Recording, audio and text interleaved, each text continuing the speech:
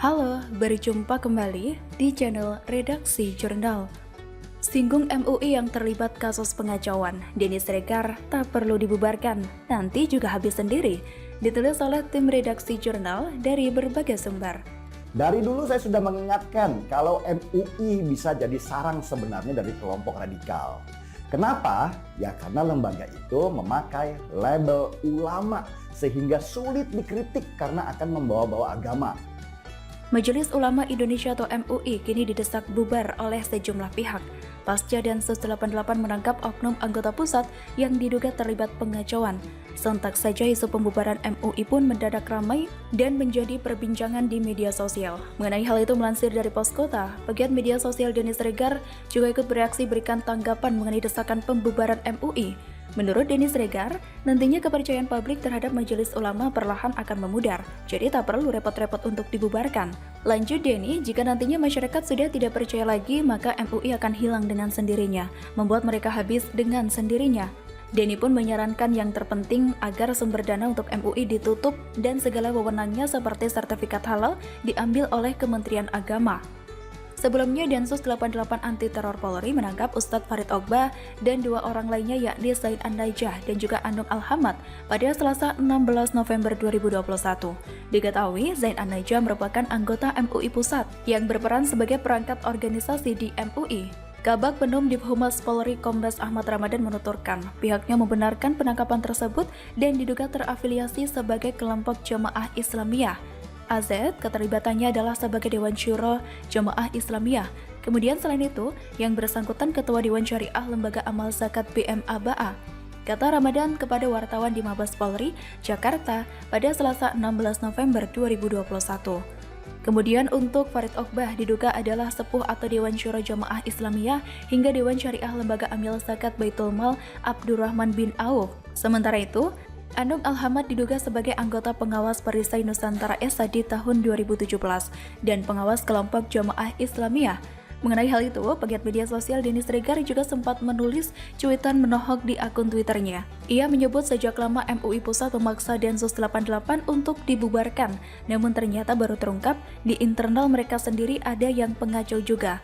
Lantas, cuitan Denny tersebut ditanggapi langsung oleh Mustafa Nahrawardaya pada Selasa 16 November 2021. Kata dia, "Oh alah, kesini tuh arahnya. Paham saya." Kendati demikian, Mustafa memang tidak menjelaskan secara pasti apa makna cuitannya itu. Namun, banyak warganet yang menduga juga memang tujuan dari penangkapan sejumlah ustadz itu memang untuk bubarkan MUI. Dan jika dilihat narasi pun juga semakin berjalan liar. Ada yang bilang ini bagian dari kebangkitan PKI atau geng kafir yang menyerbu Islam Indonesia. Padahal sebenarnya ini persoalan sederhana tentang orang-orang yang menerima pendanaan dari luar negeri, dari pengacau internasional. Kebetulan saja profesi atau pekerjaannya sebagai kepala yayasan. Kebetulan saja cara mereka cari uang adalah dengan menjadi anggota MUI dan bisnis pendidikan pesantren. Juga melihat pembelaan yang berlebihan yang muncul dari PKS dan juga para pembela pengacau lainnya. Jelas, pembelaan mereka sudah berlebihan. Seolah para ulama versi MUI ini tak boleh sedikit pun disentuh oleh hukum, tidak boleh dianggap bersalah oleh negara. Pemahaman merasa benar sendiri dan juga sombong, merasa paling hebat itu memang adalah bagian dari doktrin para kader pengacau dimanapun. Karena syarat orang untuk menjadi pengacau dan meledakkan diri hanya dua, bodoh dan juga sombong. Jangan heran kalau banyak pendukung Rizik, Munarman dan juga lainnya itu kerap mengancam atau menunjukkan keangkuhannya. Banyak juga yang mengklaim siap membela sampai titik darah penghabisan, ya karena memang mereka adalah bibit-bibit pengacau. Urusan umat sudah cukup mewakili dua ormas besar, yaitu NU dan juga Muhammadiyah. Majelis Ulama seharusnya isinya itu adalah orang-orang yang kecerdasannya seperti cahaya yang menerangi umat. Namun, kalau justru menjadi tempat sarang pengacau, ini pasti sangat berbahaya. Kita lihat saja nanti, apakah setelah penangkapan ini tidak ada lagi anggota MUI atau bahkan petinggi MUI yang terlibat. Ngeri-ngeri sedap memang. Bagaimana menurut Anda?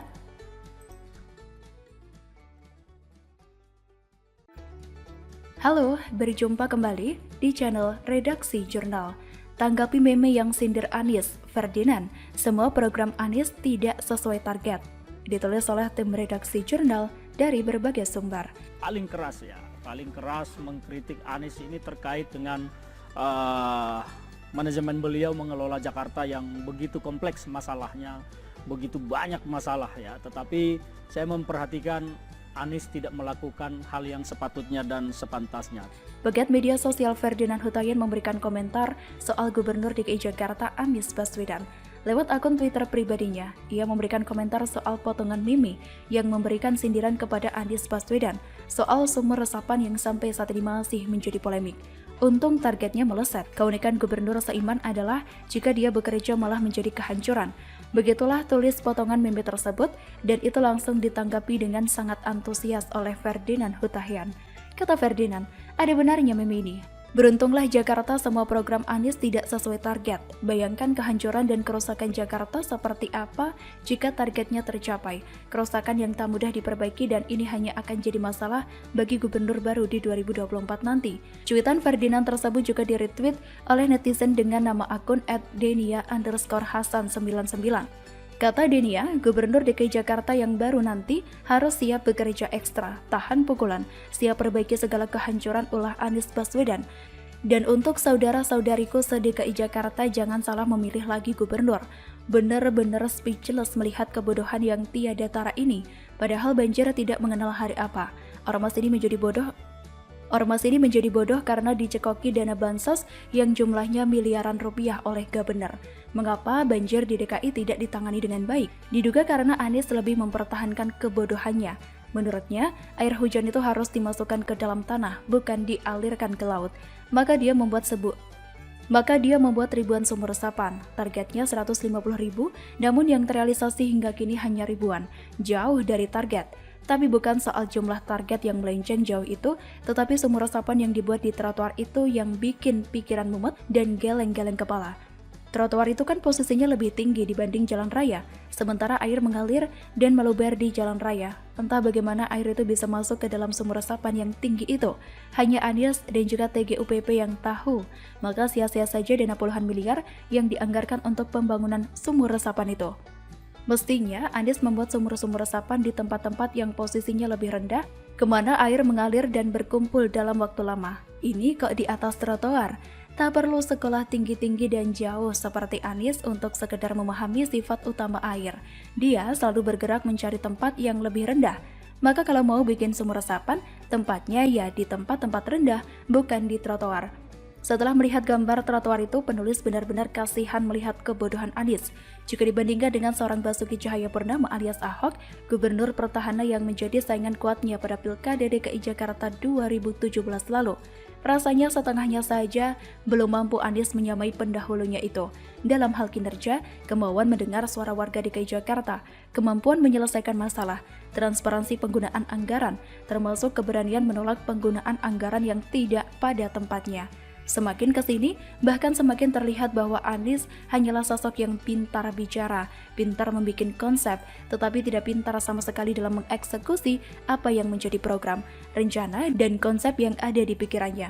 Mengenai program rumah DP 0 misalnya, yang pernah saya ulas beberapa waktu lalu, target semula yang sempat terlontarkan ada 300 unit rumah susun ber-DP 0 yang akan dibangun untuk warga Jakarta yang terbatas secara ekonomi. Dalam perkembangannya lantas dikurangi sangat banyak, hingga tersisa tak sampai 5% dari angka semula. Memasuki tahun kelima pemerintahannya di Jakarta, penyelesaian rumah DP 0 itu bahkan belum mampu menembus angka 800 unit, tepatnya hanya 780 unit, atau jika di rata-rata per tahun hanya mampu menyelesaikan 195 unit rumah saja. Jika dibandingkan target semula yang sempat diomongkan oleh Anies Sandi pada masa kampanye tadi, 300.000 unit rumah, berarti butuh waktu sekitar 1.538 tahun lebih untuk mencapai angka tersebut.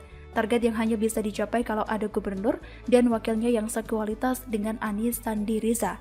Tapi hidup laksana tokoh fiksi di serial Highlander yang bisa hidup selama ribuan tahun.